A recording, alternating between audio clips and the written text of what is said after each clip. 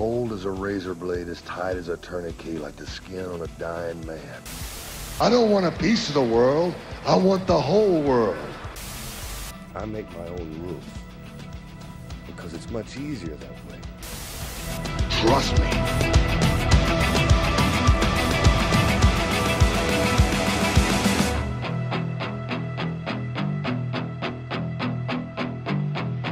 What's up, everybody? It's Marcus D'Angelo, and we are back for another episode of The Snake Pit. And, of course, you know this gentleman right here. That is WWE Hall of Famer, the master of the DDT himself, Jake the Snake Roberts. Jake, what's going on, brother?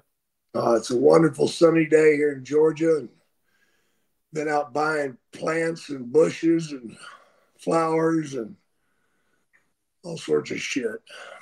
Oh, man. It's the season, isn't it? Fruit trees. Some fruit trees. Yeah, a lime tree, an orange tree. We've got a peach tree already. Ooh, man. Got a lemon tree already. So we're just about set. All right. So you guys are going to have like some fresh squeezed juices and some delicious food here coming up, huh? Absolutely, man. Can't do any better than growing right there at your own place either. Nope, it looks good sitting around the pool, too. Hell yeah, man. Good for you and good for everybody. Summer has arrived almost. We're almost there. It's starting to feel like summer even up here in Pittsburgh, which is a huge plus. And, man, another huge plus is that we are doing one of our absolute favorites this week, dude. We put it out there and the fans brought it as they always do. It's Ask Jake Anything. And, again, our listeners can send their questions to the Snake Pit Pod social media. Or I had a number of folks reach out to me on X in my DMs and ask me their questions, which is another good approach. So if you have a question for Jake for the next one, you can either ask at Snake Pit Pod on all social media platforms or hit me up at Marcus P. D'Angelo on X. So Jake, you and I talked about it a little bit here before we started recording. And I wanted to start this one out with a question from me. As many of our listeners know, I've been training with International Wrestling Cartel here in Pittsburgh, and last night I took my first ever DDT. And of course, you know, you're the guy who sprung to mind, and you were referenced quite a bit as the trainer was showing us what's what. And, you know, one of the things that really stuck out to me when I took the bump was that my forehead did make contact with the mat. I always just assumed, like, you know, I'd probably just, you know, land whatever an inch above the mat. It would never touch. And that made me think about Steamboat taking that nasty DDT on the cement floor, and it all just clicked for me all at once that there's no way to protect yourself under those circumstances. Absolutely no way at all, man. It happens too quick. Yeah. So, like, even trying to get your hand in the way, I guess you could try, but you kind of make it look like shit, right? Can't do it, you'll break your wrist. Yes, because if the guy's got you hooked, then his elbow would be coming down right on your wrist, right? Yep. So have you ever hurt someone in the ring delivering a DDT, like they took it the wrong way or anything like that? Unintentionally, yeah. Okay. You know, guys there was a period of time guys wanted to do more for the bump, and they would push themselves over and they land on their head. Mm. And, you know, which I was strictly against it because it's going to mess up your neck. Yeah. But some people you can't get through to them, man. And they try to make it something other than what it is. And my thought is, don't fix it if it ain't broke. Man, it looks good when it always stuck out to me when a guy takes the DDT and he just lays there, doesn't flop, doesn't do anything, just dead. Yep. Now, would you say that that's your kind of preferred way for somebody to take it? Absolutely. And what about like these modern day wrestlers? You sort of reference it there. Like a lot of people will spike almost into like a headstand whenever they take the DDT. Like it looks phenomenal, but I don't know. It's like, you know, as the guy who invented it, that probably wasn't exactly what you were envisioning, right? Absolutely not. It's a good way for somebody to get hurt, seriously hurt bad. Now, I do have to ask, I'm sure that people have taken it that way from you. Did you ever hit somebody with it? Like, does anybody stick out that you did that to who hurt themselves? Yeah, there was a couple of guys that jammed their necks pretty good. I don't remember their names. I just remember it happening. They probably didn't remember their names afterwards either. No, Man, let me say, it didn't really hurt to have my head hit the mat, but when it did, I was like, okay, this is like there's the margin for error is very, very small. Absolutely. Well, let's get into the listener questions. We've got some great ones. The first one is from David Cannon, who asks, when did you know it was time to retire? So, Jake, you had your last match in what, like 2011, maybe? Yeah. I knew it was time to retire probably in 97 or 98. But I just couldn't stop, man. You know, I just wanted more, you know, and shame on me for going out there when I couldn't do what I used to do. But, you know, you've watched all the guys do it, you know, the old timers do it. They, you know, it comes to mind Hacksaw. Mm-hmm. You know, Hacksaw does a lot of walking and talking out there in the ring, but he's not going to take no bumps. And Nope. just a shadow of what it used to be. And, but, you know, you go back out there because you think you can do it. And then when you get out there, you realize that you can't. You know, you don't have the wind, you don't have the strength. And you just can't, man. Your body won't do it. No matter how much you got in your heart, your body just can't perform. When you got into wrestling, did you set a goal for yourself? Like, I intend to retire by this age or anything like that? No, I didn't. You just assumed you'd just do it till the wheels came off. I just figured I'd do it till I didn't want to do it anymore. Okay.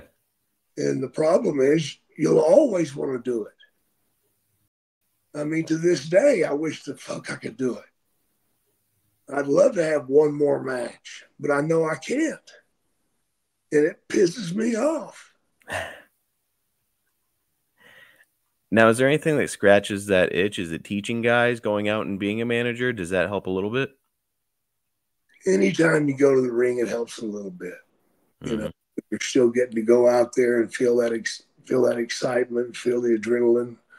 Yeah. Even as a manager, throwing a punch or giving somebody a short arm clothesline, you know, it's a rush. I know that you had selected Sin Bodhi as your final opponent, and this is actually a question that we got from somebody. I think it's from Josh, maybe, and they asked what made Sin Bodhi the best final opponent, and if you could select any other person, who would it be? So if Sin were off the table, who would you have liked to have had there? Oh, Steamboat. Oh man, could you imagine you guys one more time? Yeah, that would have been awesome. That would have been what a phenomenal way to end the career. And you put him over in the final match, have to, right? Oh, yeah. Next up, Jake, we've got Jay the K, who asks, what were your thoughts on Cody Rhodes finishing his story at WrestleMania? I think it's great, man. I'm so happy for the guy. He certainly deserves it. And looking forward to see what he does the next year or so. Man, Cody, it's everybody always talks about that intangible and that it factor, the X factor, and whatever it is, man, he's got it, right? He's got it for sure. Kind of like if you were to if I were to ask you, hey, draw me a picture of like the ultimate baby face, it'd probably look a lot like Cody Rhodes. Yeah, absolutely. Next up, we've got Michael Goldman, who asks, I heard you are writing an autobiography. What's the title? When will it be out? Jake, it's been a while since we got an update on that. Hey, I haven't done much on it here lately, man. I look to try to finish it after I get back from England. Okay. It's nearly finished. Stay tuned, Michael. It's coming one way or another. Now, do you have a title in mind for it? No, I don't. All right, so that's a work in progress. Fans should give me a title. Maybe the fans should. Yeah.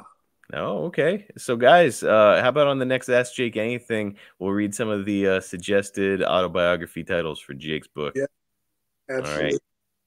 Submit your options at Snake Pit Pod on social media. Bob Lem has kind of a long question, but I think it's pretty interesting.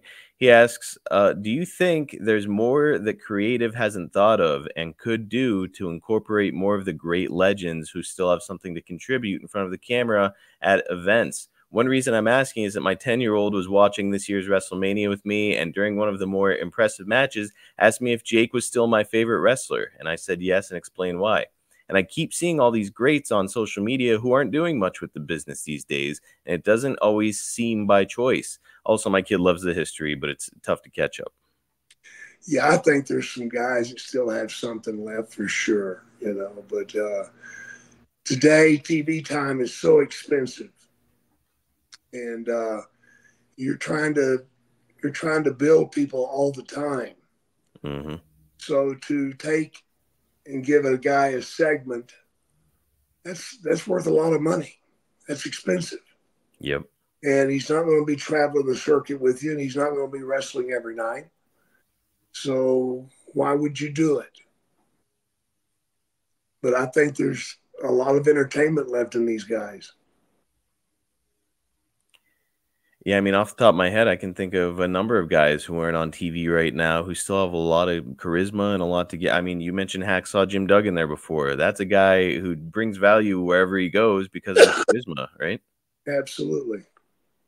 And Jake, this kind of made me think of another question. Back in the day when a legend or an old timer would be brought back to work for a company that you were working for, would they be welcomed or well received by the boys? Oh, yeah. Really? Oh, yeah. But for the most part.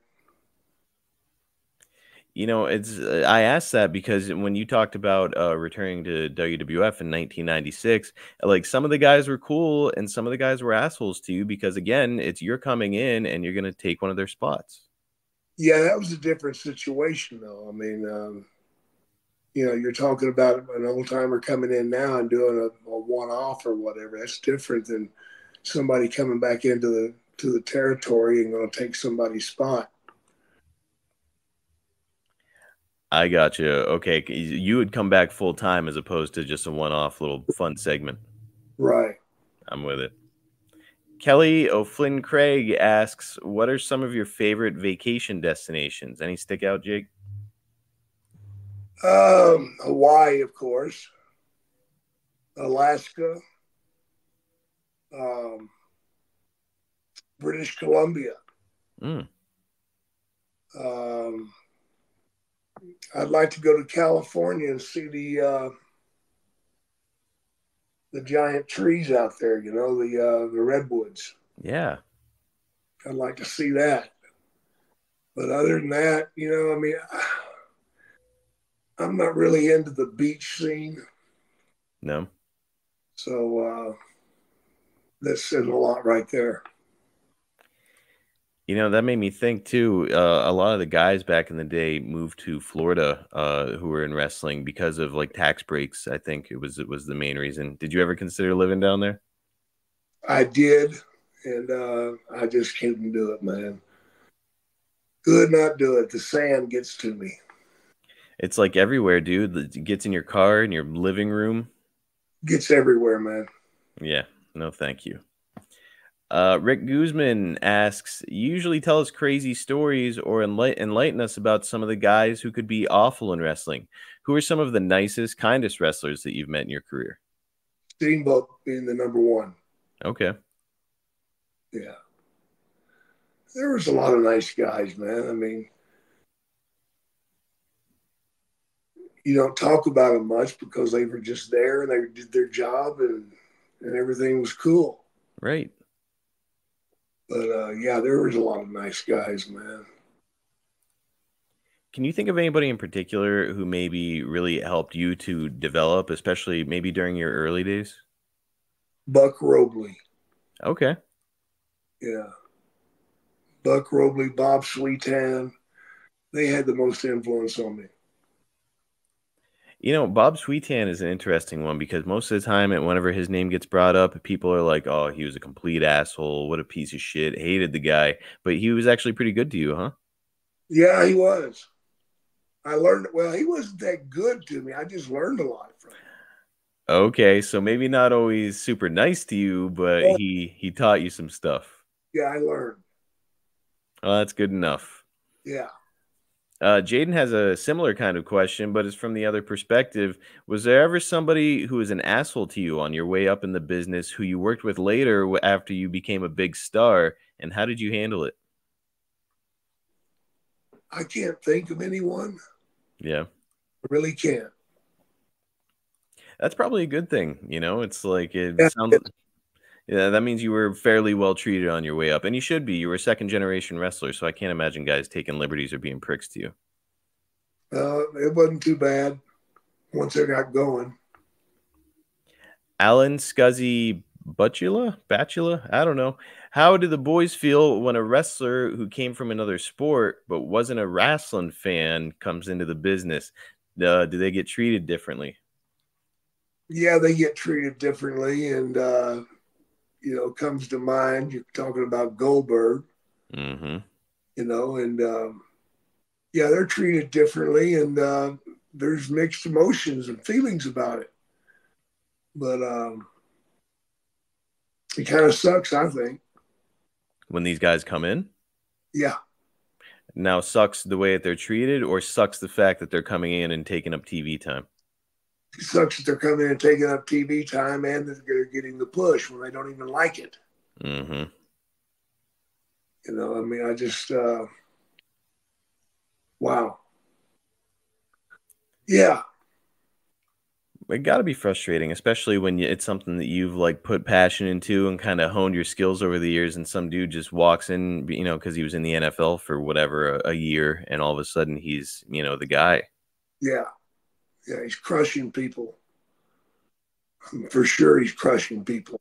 Legitimately, in Goldberg's case, many times. Yeah. A lot of people give me shit because I'm a Goldberg fan, and I always just say, like, hey, look, it's like I'm a fan of Goldberg the same way I'm a fan of watching a train go off the rails. You know what I mean? Like, it's holy shit, look at that. Yep. I get it. All right, Joe Pritchett is up next. What is/was the most difficult city to work in front of in terms of getting them hot? Philadelphia was tough. Yep. Philly was tough. What about the MSG crowd? We always hear that they were really smart. They're fickle. But Philly was tough. So it sounds like Northeast primarily. It's like these kind of smart fans that come in there and have their opinions, huh? Yeah, the smart marks. This episode is brought to you by Manscaped. Did you know one man every hour, every day is diagnosed with testicular cancer? With April being National Testicular Cancer Awareness Month, our friends over at Manscaped have partnered with the Testicular Cancer Society to help spread awareness for men's health and early cancer detection. Visit manscaped.com/TCS to learn how to check yourself for early signs of cancer. And as always, you can use promo code SNAKEPIT for 20% off plus free shipping at manscaped.com. Unfortunately, guys, cancer has touched all of us in some way or another, whether it's an immediate family member, a friend, a distant family member. All of us have been impacted in some way or another, and it's not always easy to talk about, especially when it deals with a really sensitive area. With this in mind, you can perform simple, routine self-checks at home while enjoying Manscaped products that you use every day, like the Lawnmower 5.0 Ultra. It makes sense, right? We use products daily to trim and maintain our boys down there. The Lawnmower 5.0 Ultra features 2 interchangeable skin-safe blade heads, a standard one for taking a little off the top, and a new foil blade to go smooth and sleek. With dual LED spotlights, you'll achieve better visibility, making every trim more precise and hassle-free. Don't like making a mess? This dude is waterproof. Bring this thing into the shower with you, and I can guarantee that your significant other is going to be thankful. And you can bring this trimmer wherever you go, too, thanks to its wireless charging capabilities and travel lock feature. In addition to providing the great tools and solutions for comfortable and easy grooming, Manscaped is committed to raising awareness to giving support for fighters, survivors, and families impacted by testicular cancer. That is why they will be donating $50,000 to the Testicular Cancer Society. Help save lives and balls by going over to manscaped.com/TCS and sharing your funny, educational, check yourself video. And while you're at it, grab 20% off plus free shipping with code SNAKEPIT, because like a famous American philosopher once said, take care of your mentals, your balls, and your chickens. RCS88 asks thoughts on the recent passings of Akebono and OJ Simpson. Jake, did you ever meet Akebono? Who is Akebono? It's like a sumo style wrestler, very recently passed away. I'm sorry to hear that. How about OJ? You ever meet him? I never met OJ. Boy, he could have been a hell of a heel character. And I don't want to. You know, at one time, Vince McMahon was toying with the idea to make him the head guy on the Nation of Domination. Holy shit, really? Yeah. How did you hear about that? I was part of the booking committee. Oh, that's right. Okay, so this would have been like early 97 or late 96 or something. Yeah, he wanted to bring him in, man. And the only reason it didn't work was because the Goldberg people, not Goldberg, Gold Dust? No, the ones the guy that he killed. Oh, Goldman. Is that it? Ronald Goldman or whatever it was. Mm-hmm. If OJ had worked, he would have gotten the money. Oh, okay. So OJ refused to do it. Now, as somebody who is a member of the creative team when this idea is being bandied about, what did you think? I thought, holy fuck, are we insane or what? Oh, it gets even better because he wanted to put the hottest chick on the planet at the time underneath him.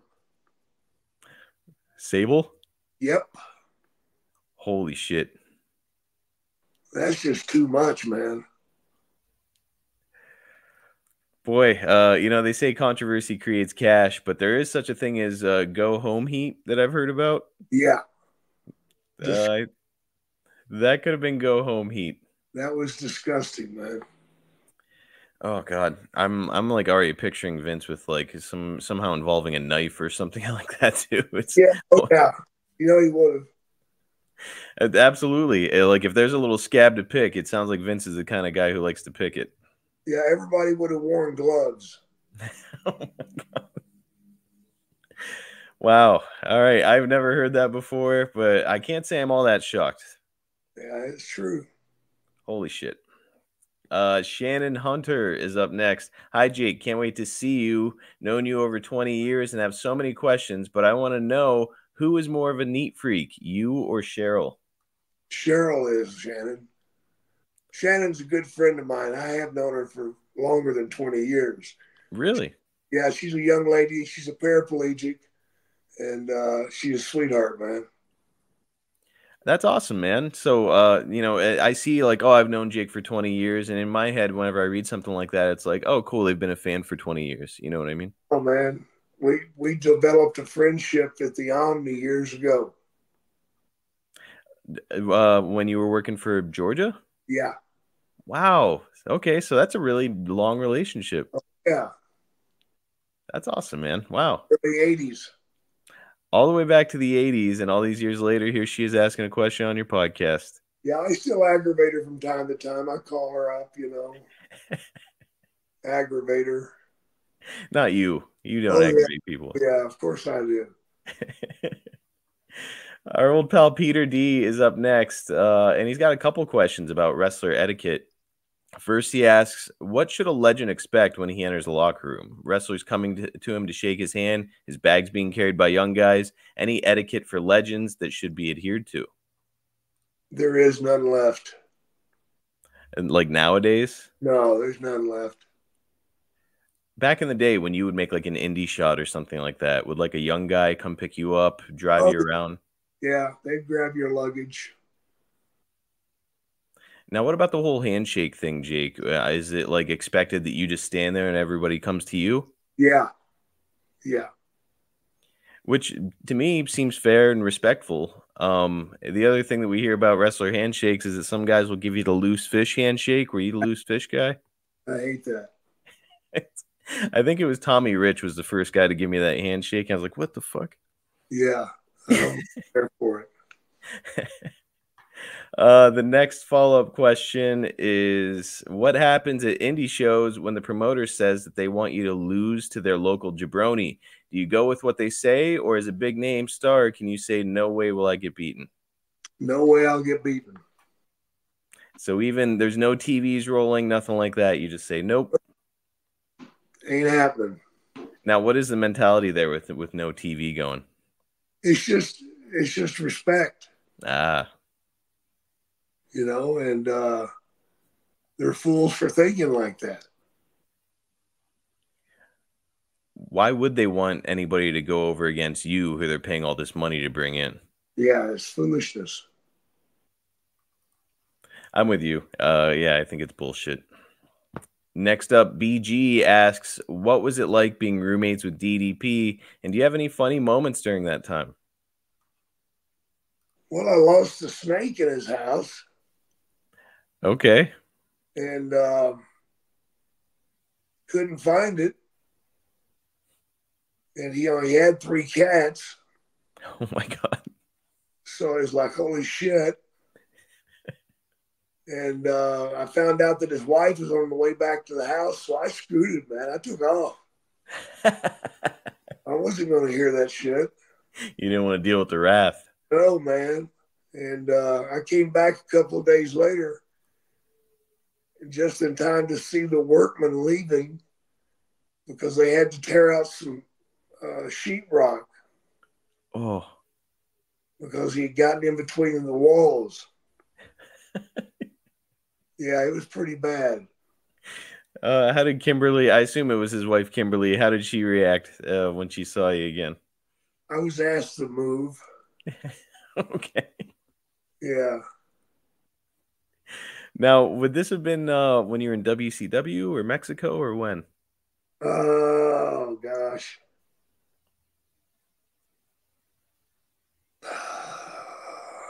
In between. Yeah. Okay. After you had been, after you left WWF. Yeah. Gotcha. Wow. All right. Well, I gotta say, I don't think I blame Kimberly. It wouldn't be super pleasant to have a snake crawling around in your walls. No, it wasn't, man. Christopher Crawford asks, what would happen if you had car trouble and you thought you wouldn't be able to make it to a wrestling event? Do you have a personal story or no, it happened to someone else? I always made it.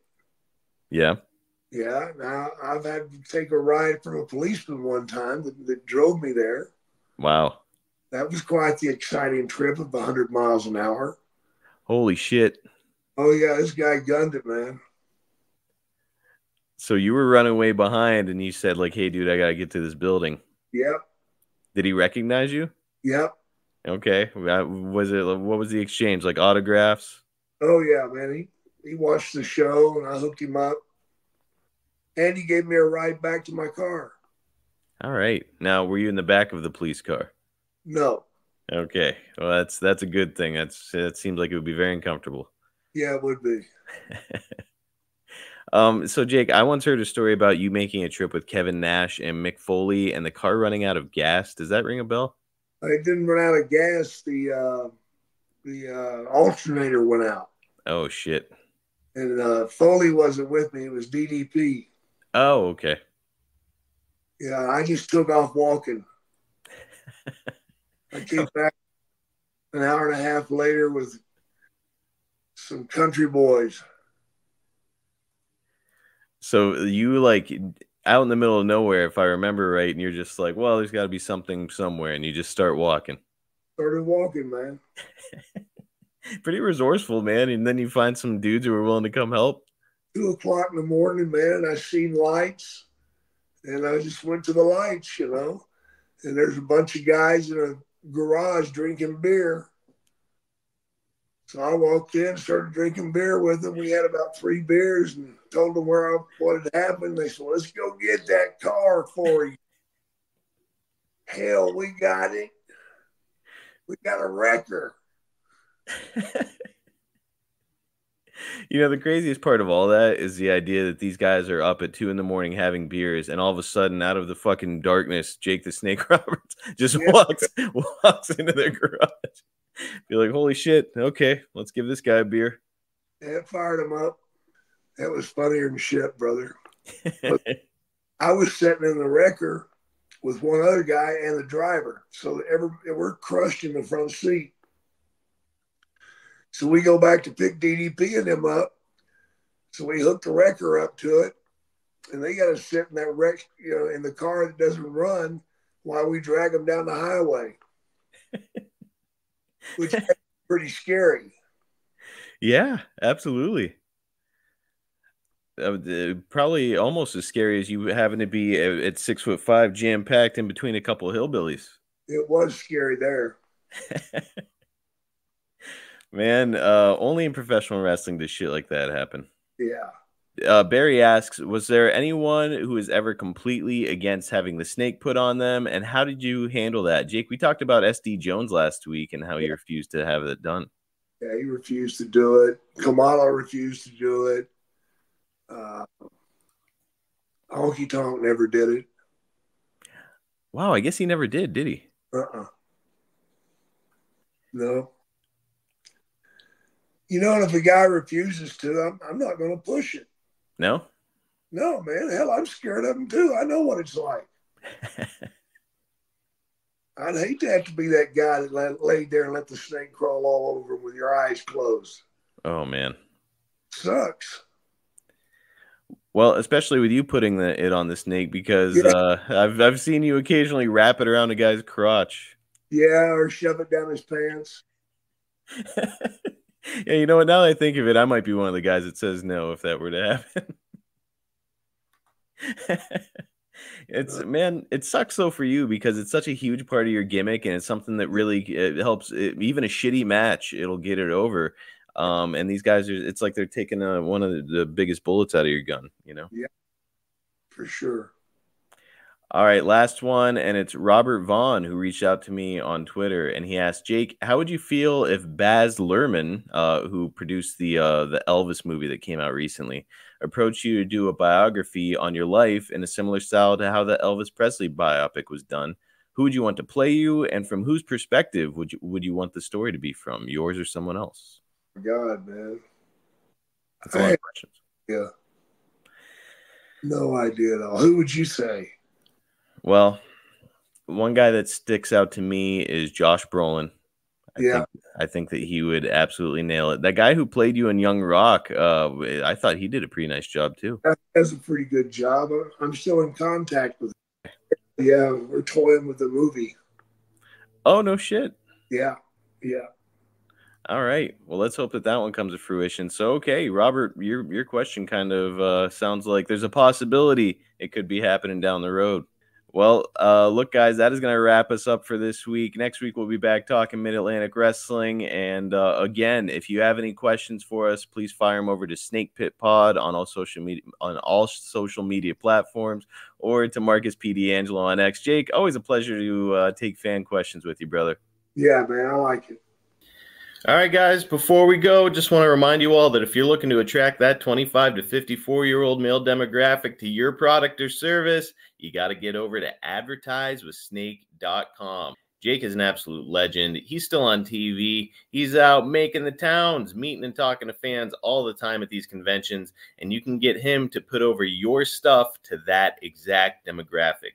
If you want evidence that it works, just listen to the show. We are always advertising for the same businesses because they know that what we do here on the show works. Head to advertisewithsnake.com and get teamed up with the Hall of Famer Jake the Snake Roberts. JakeTheSnakeShop.com has got all kinds of great collectibles straight from the man himself. How about some 8x10 signed by Jake? He's got a variety of options there with images featuring some iconic moments, and you can even get an 8x10 of Jake and Cheryl signed by both of them. Come on, you know you need signatures from the greatest power couple in the history of wrestling. You've got to take a look for yourself at all this awesome, rare, signed merchandise from Jake. Go right now to JakeTheSnakeShop.com. Pick yours up today. Cameo.com/Jake Snake is your destination if you want a personal message, a promo, birthday wish, a roast, or if you just want to say hi to legendary Jake Roberts. Here's a recent review from Anonymous. This was the best decision of my life. Perfection. Thanks, Jake. I mean, does any more need to be said? A cameo from Jake is great for any occasion. He loves doing these. He loves having the chance to interact with his fans who might not be able to make it out to his personal appearances, and this is a great opportunity for that. Again, it's cameo.com/Jake Snake. Go and order yours right now. Summer's almost here, folks, so you might as well greet it in style with some of our gear at the Snake Pit page at boxofgimmicks.com. We've got you covered on awesome vintage-style merch that acts as a true love letter to those fans of the 80s and 90s wrestling like myself. Check out some of the really cool t-shirt options we've got there, including the vintage Jake look, the Trust Me shirt, Jake's original Cruel But Fair shirt from Mid-South, and so much more. Seriously, go have a look at this stuff. Support our podcast. Wear some really cool looking clothes while you're at it. Again, it's the Snake Pit page at boxofgimmicks.com. Check us out on YouTube. It's youtube.com/@SnakePitPod. We've got short clips from the show. We've got highlights and we've got exclusive content there, and we plan to add more. We're at over 29,000 followers, and we're not even close to done, pal. When we hit 30,000 here pretty soon, we're going to celebrate with a huge giveaway for our subscribers that I can guarantee fans of Jake are going to be absolutely psyched about. Do not miss out on your chance to win the giveaway, and don't miss all the great content we have on our YouTube page. Get subscribed today. It's youtube.com/@SnakePitPod. Speaking of YouTube, if you like what we're doing here on the Snake Pit, you've got to go get subscribed to the Everybody's Got a Pod YouTube page. Both Ted DiBiase and Hacksaw Jim Duggan are part of the page contributing original content, and you do not want to miss out on these unique Hall of Fame perspectives. The only place to get new episodes of Jim's podcast, The Hacksaw Hour, is on that YouTube page. And Jim is also providing videos of his day-to-day activities. Seriously, you've got to go and check it out. Get subscribed now at youtube.com/@everybody'sgotapod. Also, if you've enjoyed the Snake Pit, please like, subscribe, and leave us a 5-star review on all platforms. That does a huge favor for Jake and I, and only really takes you a second. And just a reminder, you can get the Snake Pit and all the other shows in our network early and ad-free over at adfreeshows.com. And guess what? It starts at just $9 per month. That's less than 15 cents per episode each month. Plus, there's tons of bonus content, interactive chats with your favorite hosts and wrestling personalities. Ad-free shows has added the Beyond Nitro series with Guy Evans. He's the author of the Nitro book that's gotten rave reviews. And Guy is on AFS providing an even deeper look into the key elements, themes, and stories discussed in that book. So if you're a fan of the Monday Night Wars era of wrestling, you are going to want to check that one out. Not to mention access to shows like Tuesdays with the Taskmaster with the great Kevin Sullivan, Lex Express with Lex Luger, the Monday Mailbag with Mike Chioda, Enter Sandman with the Sandman from ECW, and so much more. Get over there right now. Get signed up because you are missing out on some fantastic content if you're not part of the Ad-Free Shows family. Catch Jake on X at Jake Snake DDT, on Instagram at Jake the Snake DDT, and on Facebook at Real Jake the Snake. You can follow me at Marcus P. D'Angelo on X, and you can follow the podcast at Snake Pit Pod on all social media platforms. Man, the Ask Jake Anything episodes never fail. We always have such a great time taking listener questions, and we hope you guys will keep bringing them over there on social media. You can hit me up in my DMs at Marcus P. D'Angelo on Twitter. I look forward to hearing you guys, and I'll look forward to seeing you guys next week right here on the Snake Pit.